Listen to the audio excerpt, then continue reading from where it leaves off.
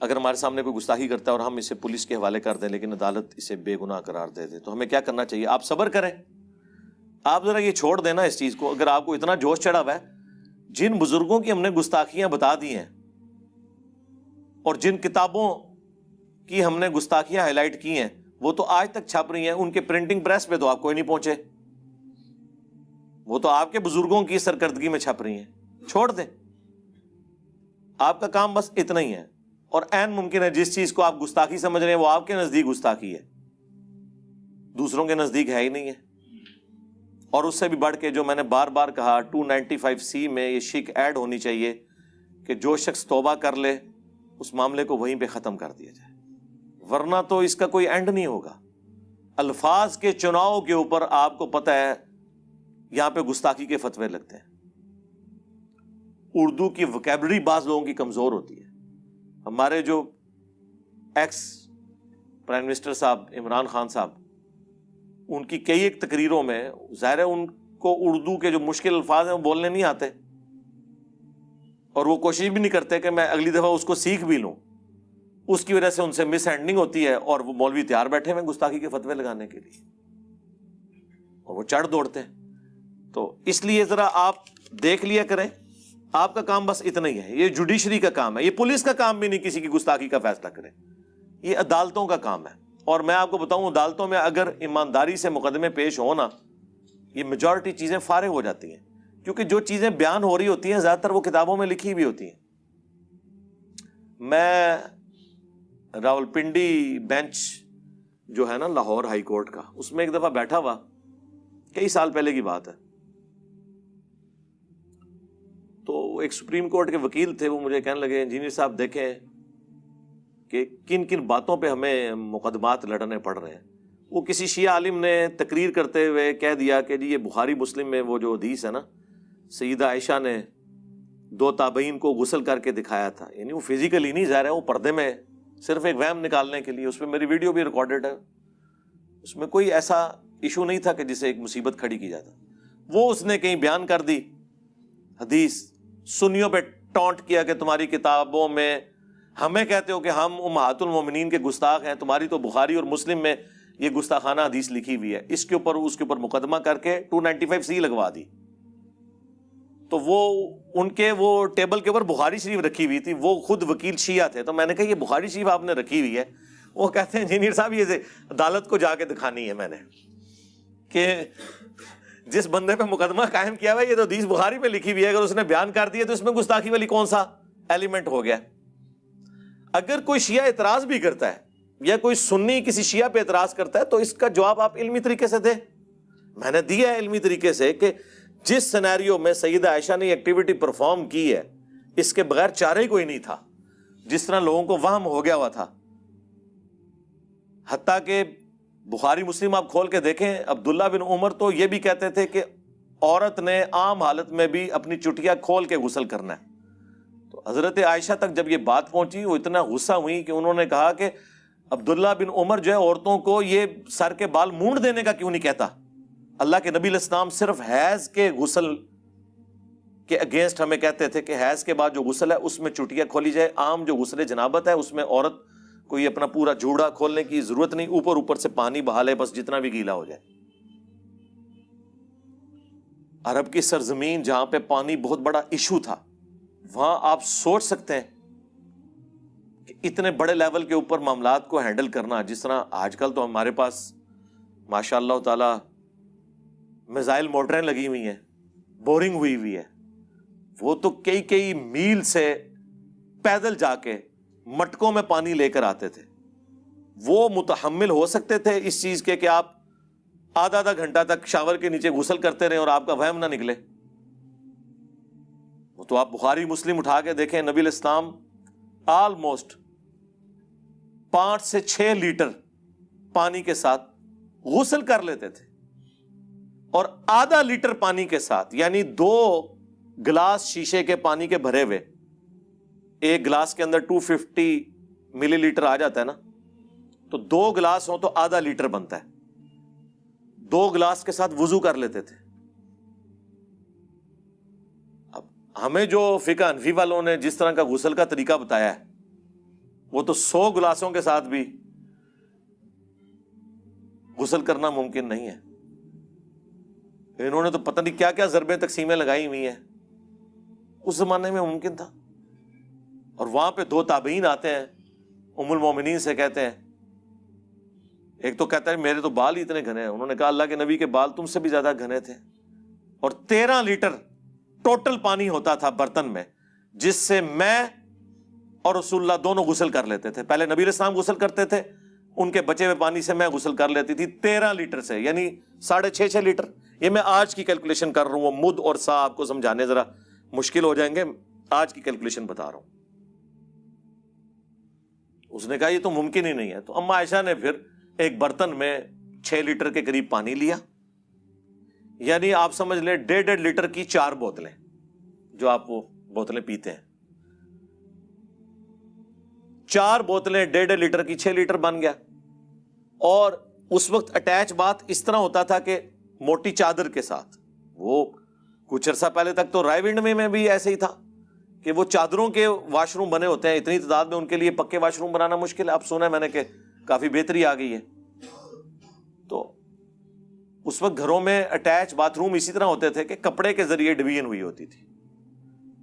اس میں یہ نہیں ہوتا تھا کہ دوسری طرف جو نہا رہا ہے وہ نظر آئے گا. اما عائشہ نے اس کا وہم نکالنے کے لیے اس کے سامنے وہ بالٹی لے کر گئیں, غسل کیا, اور باہر آئے کے بتایا کہ دیکھو یہ اب تو مطلب میں تو ایک سکہ راوی ہوں نا, مجھ پہ تو تمہیں اعتبار ہے نا بیٹا, میں نے اس پانی کے ساتھ غسل کر لیے. تب جا کے اس کا وام نکلا. اب اس میں گستاخی کہاں سے ہو گئی؟ ایک استاد اپنے شاگرد کو سمجھانے کے لیے, اس کا وہم نکالنے کے لیے اگر یہ کام کرتا ہے, وہ جس سامنے غسل کر کے دکھایا, اور جناب یہ اٹیچ بات ہے, میں اندر چلا جاؤں تو اس کو آپ سامنے غسل کرنا کہیں گے؟ سامنے صرف یہ ہے کہ یہاں میں آپ کے سامنے سے بالٹی لے کے آیا, واپسی بھی آپ کو خالی بالٹی دکھا دی کہ دیکھو اس بالٹی کے ساتھ میں نے غسل کر لیا. اس میں کون سی گستاخی ہوگی؟ اور یہ حدیثیں اگر آج پبلک کو پتہ ہوتی نا, تو فقہ حنفی والوں نے جو پاکی پلیدی کے اتنے مشکل مسائل لوگوں کو بتائے ہیں نا, یہ حل ہو جاتے ہیں. ان کی تو کئی بالٹیوں سے غسل نہیں اترتا. اس زمانے میں یار ابو داؤد اور ترمذی کھول کے دیکھیں,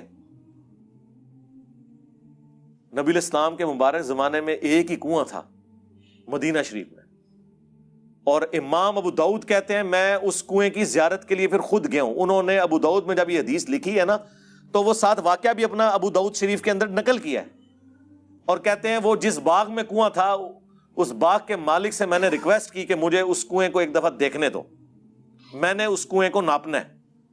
وہ کہتے ہیں میں کنویں میں اترا, میری چادر تھی, اس کے ذریعے میں نے اسے ماپا,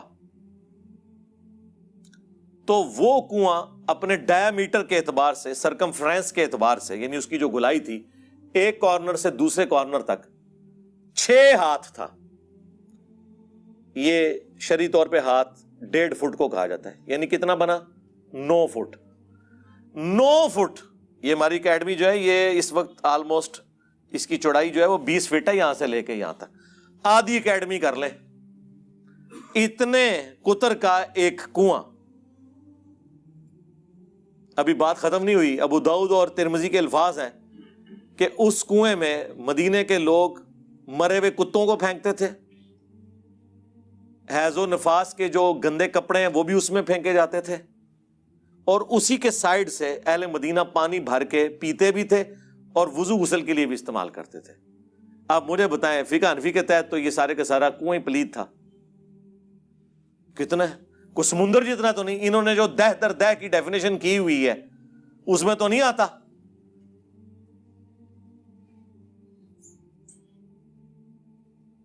آپ اندازہ کریں نبی علیہ السلام کو جب بتایا گیا, اور ساتھ بتایا گیا ابو داؤد کے ترمذی کے الفاظ ہیں یا رسول اللہ, اس میں تو لوگ مرے ہوئے کتے پھینک دیتے ہیں, گندے کپڑے پھینکتے ہیں, تو نبی علیہ السلام نے فرمایا کہ پانی کو کوئی چیز ناپاک نہیں کرتی, تم اس میں سے استعمال کر لیا کرو. اب اس کو وہ لے کے غیر مسلموں نے بھی اعتراض کیا کہ جی وہ تو گندا ہے. بھئی وہ جو گندگی کی ڈیفینیشن وہ یہ ہے کہ اگر اس میں ڈومیننٹ یہ چیز کر جائے, یعنی رنگ بو اور ذائقہ چینج ہو جائے. اگر ایسا نہیں ہوا اور ایک کارنر میں کوئی گندگی پھینکتا ہے. ویسے تو فقہ حنفی والے بھی مانتے ہیں کہ اگر دہ در دہ پانی ہو 10 فٹ بائی 10 فٹ والا کوئی تالاب ہو تو اس میں ایک طرف ڈال دیں تو کوئی فرق نہیں پڑتا, جس طرح چلتا ہوا پانی ہے اس کے حکم میں داخل ہے وہ. یہ بڑا مشکل معاملہ ہے اس طرح کے معاملات کو لے کے چلنا پاکی پلیتی کے اعتبار سے. یہ جو حدیث ہے نا کہ پانی کو کوئی چیز ناپاک نہیں کرتی, پانی جس چیز پر ڈالا جائے وہی پاک ہو جاتا ہے. اب مجھے بتائیں وہ جو بخاری مسلم میں حدیث ہے, جو ایک صحابی نیو مسلم تھے, بدو تھے, مسجد نبوی کے اندر ہی انہوں نے پیشاب کرنا شروع کر دیا کارنر پہ. ظاہر ہے وہ کچی تھی, وہ قالین تو نہیں بچھے ہوئے تھے نا, انہیں کیا پتا تھا.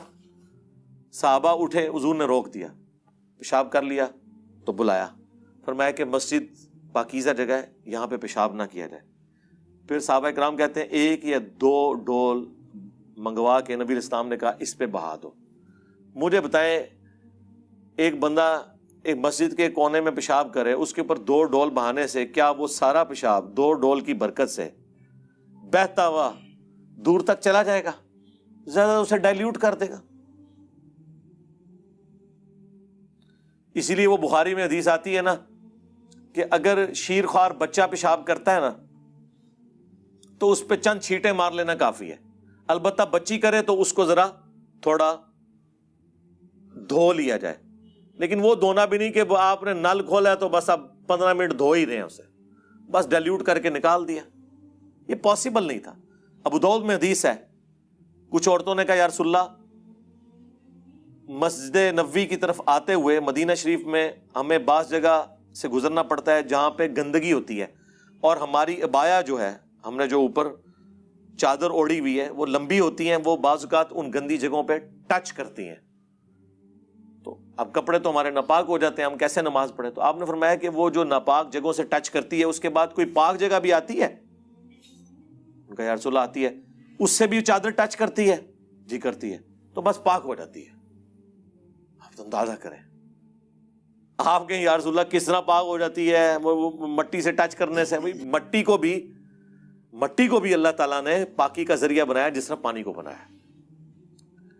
اس لیے وہ جو آپ کو فقہ حنفی والے وہ مسئلے پاکی پلیتی کے بتا رہے ہوتے ہیں نا جی, وہ ایک کپڑا ڈالا جی اس میں وہ باقی ڈالے وہ سارے ناپاک ہو گئے, ٹھیک ہے. اس کے بعد جب آپ ایک ٹب میں ٹوٹی کھول کے اوور فلو کروا دیتے ہیں پانی کو, وہ پاک ہو جاتا ہے. اسی لیے میں نے کہا تھا جو لوگ افورڈ کر سکتے ہیں نا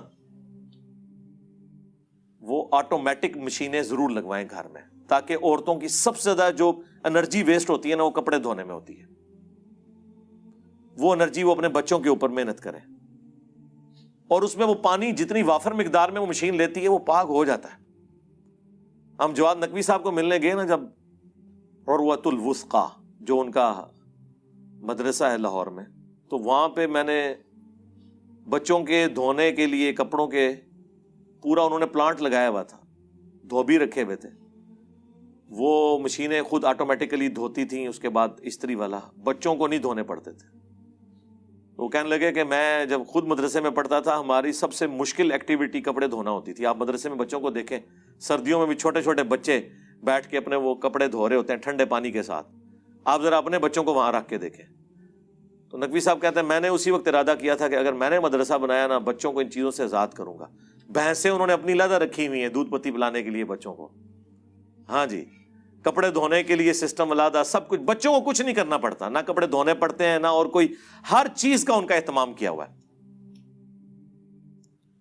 تو یہ پاکی پلیتی کے جو اتنی تفصیل کے ساتھ آپ کو وہ باریکیاں بتا رہے ہوتے ہیں نا, بس اپنے درجے تک آپ کوشش کریں, اس کے بعد زیادہ وہم میں پڑنے کی ضرورت نہیں ہے. کئی لوگ آدھا آدھا گھنٹہ غسل ہی کرتے رہتے ہیں, ہاں جی, آدھا آدھا گھنٹہ وضو ہی کرتے رہتے ہیں. آپ بخاری مسلم اٹھا کے دیکھیں, نبی علیہ السلام نے اعضائے وضو دھونے کے لیے ایک ایک دفعہ بھی پانی لیا. صحابہ کرام نے جو وضو کر کے دکھایا ہے نا تابعین کو, ایک دفعہ پانی, 3 دفعہ افضل ہے, 1 دفعہ 2 دفعہ 3 دفعہ, ہر طریقے سے ثابت ہے. قرآن میں تو نہیں لکھا ہوا 3 دفعہ, قرآن میں جو وضو کا طریقہ آیا ہے اس میں تو آیا آپ نے چہرہ دھونا ہے, دونوں ہاتھ کونیوں سمیت دھونے ہیں, سر کا مسح کرنا ہے, اور اس کے بعد پاؤں مسح بھی کر سکتے ہیں, دھو بھی سکتے ہیں. ایک الگ سے ٹاپک ہے, میری ویڈیوز ریکارڈڈ ہیں, آج میں اس طرف نہیں جاتا. تو اس میں تو جسٹ دھونے کا ذکر ہے. نبی علیہ السلام پانی لیا 1 دفعہ, چہرے پہ ڈالا ہے, دیٹس آل. حالانکہ آپ کی داڑھی بھی گھنی. ابھی جو فقہ حنفی والے بتاتے ہیں کہ نہیں یہاں سے شروع ہو کے وہاں تک جائے, وہ تو آدھی بالٹی صرف داڑھی کے لیے چاہیے. اور میں نے لوگوں کو دیکھا ہے وضو کرتے ہوئے 15-20 دفعہ تو صرف وہ داڑھی اس کو گیلا کرنے کے لیے. نہیں بھئی, ایک بار لیا, سر کے بال جہاں سے سٹارٹ ہوتے ہیں عموماً اگر کوئی گنجا ہے تو وہ تو اس کے تو سٹارٹ ہی نہیں بیچارے گے, اور وہ یہاں تک نہیں اس کا یعنی جہاں سے ماتھے کے بال جمتے ہیں یہاں سے لے کے تھوڑی کے نیچے تک, ایک کان کی لو سے لے کر دوسرے کان کی لو تک, ایک دفعہ بس یوں کر کے داڑھی کا خلال کر لیا, دیٹس آل. ایک دفعہ ہی پانی لے کے یوں کر لیا اور اس کو یوں کر لیا. ہاں انگوٹھی وغیرہ یا گھڑی ہے اس کو آپ ہلا لیں اس کے نیچے سے. تو کہاں عرب ملکوں میں یار یہ پاسبل تھا. جب مقدار آ گئی ہے, یہ پانی کے اعتبار سے اتنا بڑا انہوں نے ہنگامہ کھڑا کیا ہوا ہے. تو اس حدیث کی طرف آ جائیں ابو داؤد اور ترمذی کی, جس میں امام ابو داؤد نے باقاعدہ اپنا وہم نکالا ہے اور اس کنویں کی چوڑائی ماپی ہے, اس کا ڈائیمیٹر ماپا ہے 9 فٹ. آج کے اعتبار سے 3 میٹر بھی پورا نہیں بنتا, اور اس سے سب بھر رہے ہیں اور اس میں گندگی بھی ڈالی جا رہی ہے. آسمان سے جو پانی بارش کی شکل میں برستا ہے, گلیوں میں کیچڑ بن جاتا ہے, وہ کیچڑ کپڑوں پہ لگ جائے, لوگ کہتے ہیں اب نماز نہیں ہو رہی, اسے دھونا ہے. جب تک آپ کو یہ یقین نہ ہو کہ یہ کیچڑ ناپاک ہے, وہ کیچڑ پاک ہے. پاک ہونے کا یقین نہیں کرنا, ناپاک ہونے کا یقین ہو. تو اللہ نے اتنی آسانی دی ہے, تو آپ مجھے بتائیں روڈ کے اوپر جو کیچڑ ہے یہ آپ کو کیسے یقین آئے گا اس اعتبار سے کہ یہ ناپاک ہے؟ کوئی دعویٰ کر سکتا ہے؟ اس نے اپنے سامنے اس کے اندر کوئی نجس چیز گرتے ہوئے دیکھی ہے؟ نہیں. تو پاک ہے. روڈز پہ کھڑا ہوا پانی پاک ہے. ایون گٹر بھی ابل رہا ہے, تیز بارش ہو رہی ہے, بارش کا پانی اس گٹر کے پانی سے بہت زیادہ ہے, اوورآل وہ پانی کو صاف کر دے گا. اگر آپ یہ کریں گے تو دریاؤں میں بھی سارے گٹر کے پانی جاتا ہے, پھر تو دریا بھی ناپاک ہو گئے. کیا کریں گے آپ؟ دریا اگر ناپاک ہے پھر تو دنیا میں کوئی جگہ پاک ہو ہی نہیں سکتی. بہتا پانی ہے لیکن اس میں گٹر کا پانی بھی شامل ہوا ہے. تو اس اعتبار سے کپڑے دھونے کے لیے آٹومیٹک واشنگ مشینیں بہت بڑی نعمت ہے. جس کے پاس پیسے ہیں نا جی, بجائے فضول کاموں میں خرچ کرنے کے اور نت نئی گاڑیاں خریدنے کے, اپنے پیسوں کو ان کاموں میں لگائیں. آٹومیٹک واشنگ مشین, میں کسی کمپنی کا نام نہیں لیتا کہ کسی کی مشہوری کروں, جو بھی آپ کو, میں نے ویسے اب تک خود نہیں لگوائی ہوئی. انشاءاللہ میں اللہ تعالیٰ سے توفیق مانگ رہا ہوں, ٹھیک ہے, تو میں نے لگوانی ہے, ٹھیک ہے. وہ لیکن میری بیوی ہمیشہ آڑے آتی ہے فضول خرچی ہے. میں نے کہا نہیں یہ ضرورت ہے بھائی. تو وہ جب میں قائل کرنے میں کامیاب ہو گیا. اور دوسری چیز یہ ہے کہ آپ گھر میں اپنا بور کروائیں اگر زمین میں پانی موجود ہے, تاکہ پوری زندگی کے لیے اس مصیبت سے آزاد ہو جائیں کہ جب پانی آتا ہے تو بجلی نہیں ہوتی, جب بجلی آتی ہے تو پانی نہیں ہوتا سرکاری. اپنا بور ہو تو رات کے وقت بھی آپ ٹینکی بھر سکتے ہیں اپنی. اور تیسری چیز وہ ہے کہ اپنے گھر میں سولر کا پورا سیٹ اپ لگوائیں تاکہ بجلی بھی آپ کی اپنی ہو, اس عذاب سے جان چھوٹ جائے. ایک دفعہ خرچہ کر کے 25 سال کے لیے بے فکر ہو جائے, 2 سے 3 سال میں آپ کا وہ سارا خرچہ بھی واپس ہو جائے گا. وہ انشاءاللہ تعالیٰ اس کے اوپر تو ایگری کروا لیا انشاءاللہ. 1-2 دن میں ایک 5 kVA کا سسٹم لگوا رہا ہوں گھر میں انشاءاللہ. پھر میں ایک پبلک سیشن پورا سولر کے اوپر بھی ریکارڈ کرواؤں گا انشاءاللہ, اور لوگوں کو قائل کروں گا کہ یہ اس وقت اس نیشن کے ساتھ نیکی ہے کہ جو لوگ افورڈ کر سکتے ہیں وہ اپنا سولر سیٹ اپ لگائیں تاکہ وہ بجلی باقی غریب لوگوں کے لیے اویلیبل ہو. حکومت وقت کو یونٹ 35 روپے کا پڑتا ہے, جو آپ کو وہ 14 روپے 15 روپے دیتے ہیں, آپ بڑھا کے انہوں نے 24 تک کر دیا ہے. ابھی بھی 10 روپے حکومت کو اپنے ڈالنے پڑتے ہیں, کیونکہ ہم لوگوں نے ڈیم تو ٹائم پہ نہیں بنائے نا, تو ہم تو تیل سے بجلی بناتے ہیں زیادہ تر, 80% تو ہماری اس سے ہے, وہ تو مہنگی پڑتی ہے. اس میں آپ سمجھ لیں سبسڈی 10 روپے گورنمنٹ ڈال رہی ہے. تو اب ایک امیر آدمی کا تو کام نہیں کہ وہ سبسڈی والی بجلی لے, صدقہ خیرات والی ٹیکسوں والی بجلی. اس کو چاہیے وہ اپنا سیٹ اپ لگائے. ایٹ لیسٹ جو ڈیفینس میں رہ رہے ہیں, بیریئر ٹاؤن میں رہ رہے ہیں, سٹی ہاؤسنگ میں رہ رہے ہیں, جنہوں نے کروڑوں روپے لگایا, یار ایک 5 KVA کا سسٹم آج کی ڈیٹ میں 17 جولائی 2022 آلموسٹ 10 لاکھ روپے کا لگ جاتا ہے، سفیشنٹ ہے۔ تو جہاں اتنے خرچے کیے، یہ 10 لاکھ کا خرچہ کر کے، اور یار اسلام آباد میں تو 5-5 لاکھ کے بور ہو رہے ہیں، 1-1 کروڑ کی لوگوں نے گاڑیاں رکھی ہیں، 10 لاکھ روپے گھر کے اوپر لگا کے ہمیشہ کے لیے بے فکر ہو جائے۔ تو یہ وہ نیکیاں جو آپ کر سکتے ہیں پوری نیشن کے ساتھ، پھر وہ بجلی باقی لوگوں کے لیے اویلیبل ہوگی، بلکہ آپ کی سرپلس بجلی وابڈا آپ سے خریدے گی، آئسکو والے خریدیں گے، گورنمنٹ خریدے گی، وہ باقی لوگوں کے لیے استعمال ہوگی۔ جو آپ کنٹریبیوٹ کر سکتے ہیں اس حوالے سے کریں۔ میں یہ ایک ضمناً کبھی کیفیت طاری ہوتی ہے تو میں اس پہ بول دیتا ہوں، یہاں پہ کیفیت طاری ہوئی تھی تو میں نے تفصیلی بول دیا۔